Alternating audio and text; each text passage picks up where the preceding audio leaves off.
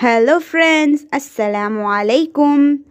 This video is sponsored by Mood e-shopping. Friends, நாம இந்த வீடியோல போன வீடியோவுல கண்டினியூவேஷன் தான் பார்க்க போறோம்.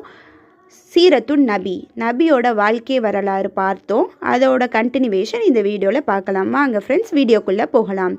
போன வீடியோவில் நான் கடைசியாக என்ன சொல்லியிருந்தேன்னா, நபிக்கு தன்னுடைய 40 வயசில் நபித்துவம் கிடச்சிச்சு. ஹீரா குகையில் ஜிப்ரீலுங்கிற மலக்கு மூலமாக அவங்களுக்கு கிடச்சிச்சின்னு பார்த்தோம். அவங்களுக்கு நபித்துவம் கிடச்ச 3 ஆண்டு அவங்க இஸ்லாத்தை மறைமுகமாக தான் எத்தி வச்சுட்டு இருப்பாங்க. அதுக்கப்புறம் அல்லாஹ் நீங்கள் பகிரங்கமாக எத்தி வைங்கன்ட்டு அல்லாஹ் வஹி அனுப்பிடுவான்.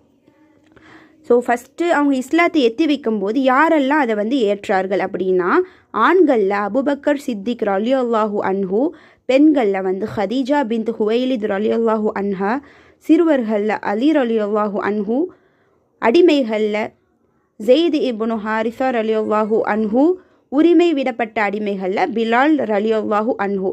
இந்த 5 பேர்கள் தான் ஆரம்ப நிலை முஸ்லீம்கள் அப்படின்ட்டு குர்ஆனில் சொல்லப்படுது. இவங்கெல்லாம் தான் நபி இஸ்லாத்தை எத்தி வச்ச உடனேயே அதை முழு மனதுடன் ஏற்றுக்கொண்டவர்கள். அவங்க 3 வருஷம் மறைமுகமாக எத்தி வச்சுட்டு இருந்த மார்க்கத்தை பகிரங்கமாக ஆக்கும்போது அவங்களுக்கு என்ன நிலை ஆயிடுச்சுன்னா, அவங்கள எல்லாரும் கேவலப்படுத்தினார்கள், அவங்கள அவ்வளோ துன்புறுத்தினாங்க நபியை. அதே மாதிரி இஸ்லாத்தை ஏற்றவர்களையும் அதே மாதிரி தான் எல்லாரும் கொடுமைப்படுத்தினாங்க. அப்போ அதனால் நபி என்ன செஞ்சாங்கன்னா, முஸ்லீமாக ஏற்றவர்களை சில பேரை அபிசீனியாவுக்கு ஹிஜ்ரத்தை அனுப்பிவிட்டார்கள் அப்படின்ட்டு பார்க்குறோம். ஸோ இஸ்லாத்தை அல்லாஹ் பகிரங்கமாக தெரியப்படுத்துங்க அப்படின்னு சொல்லக்குள்ள நபி சில தாயிஃபுங்கிற ஊருக்கு போய் அவங்க இஸ்லாத்தை பரப்புகிறாங்க, எத்தி வைக்கிறாங்க.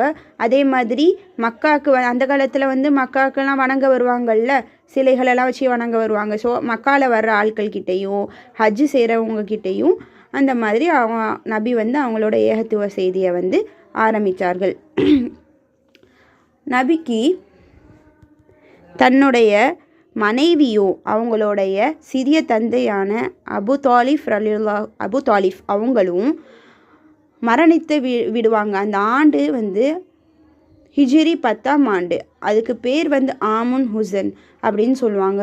அந்த ஆண்டு தான் நபி ரொம்ப கவலைப்பட்ட ஆண்டு. ஏன்னா அவங்க மனைவியும் மரணித்துவார்கள், அவங்க சிறிய தந்தையும் மரணித்து விடுவார்கள். அப்போ அவங்களுக்கு ரொம்ப சங்கடமாக இருக்கும்.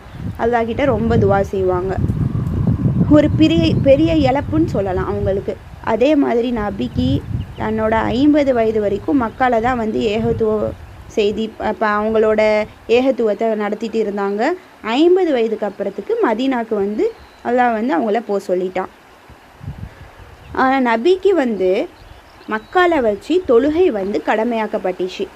அதே மாதிரி மதீனாவில் கடமையாக்கப்பட்ட விஷயங்கள் என்னென்னா, ஜக்காத்து, ஷியாம்னா நோன்பு, ஹஜ்ஜு, அதுக்கப்புறம் போர் செய்வது, அல்லாஹின் வழியில் போர் செய்வதெல்லாம் மதீனாவில் அவங்களுக்கு கடமையாக்கப்பட்ட விஷயங்கள். நபிக்கு அற்புதங்கள் அப்படின்னு பார்த்தா, நபியோட அற்புதம், மிகப்பெரிய அற்புதம் என்னென்னா இஸ்ரா மேராஜுங்கிற பயணம். இஸ்ராங்கிறது இரவு பயணம், மேராஜுங்கிறது விண்வெளி பயணம். மஸ்ஜிதுல் ஹரம் அப்படின்னா, மஸ்ஜிதுல் ஹரம்னா மக்கா இருக்குதுல்ல, மஸ்ஜிதுல் ஹரம்லேருந்து மஸ்ஜிதுல் அக்ஸாக்கு ஒரு இரவுலேயே அவங்க கொண்டு செல்லப்படுவார்கள். அதுக்கு பேர் தான் இஸ்ரா அப்படிங்கிறதும். பலஸ்தீனில் உள்ள மஸ்ஜிதுல் அக்ஸால இருந்து 7 வானம் தாண்டி சித்ரத்துல் முன்தஹாக்கு அவங்க ஹிஜ்ரத் அழைத்து செல்லப்படுவார்கள். அதுக்கு பேர் தான் மேராஜ், விண்வெளி பயணம். அது வானவர்கள் மூலமாக அழைச்சி செல்லப்படுவார்கள். சித்ரத்துல் முன்தஹாக்கு போனதுக்கப்புறம் தான் அங்கே நல்லடியார்களுக்கு என்ன நன்மை, பாவம் செஞ்சவர்களுக்கு என்ன தண்டனை அப்படின்லாம் கண்ணால் பார்ப்பார்கள். அவங்க லைஃப்பில் நடந்த மிகப்பெரிய அற்புதம் என்னென்னா இந்த இஸ்ரா மேராஜ்ங்கிற இந்த பயணம் தான். உங்களுக்கு இந்த விஷயங்கள் ரொம்ப உபயோகமாயிடுச்சுன்னா என்னோட சேனலை சப்ஸ்கிரைப் பண்ணுங்கள், தெரிஞ்சவங்களுக்கு ஷேர் பண்ணுங்கள் ஃப்ரெண்ட்ஸ். நெக்ஸ்ட் வீடியோவில் மீதி விஷயங்களை பார்க்கலாம். உங்களிடம் விடை பெறுவது உங்கள் முஜா. Bye bye.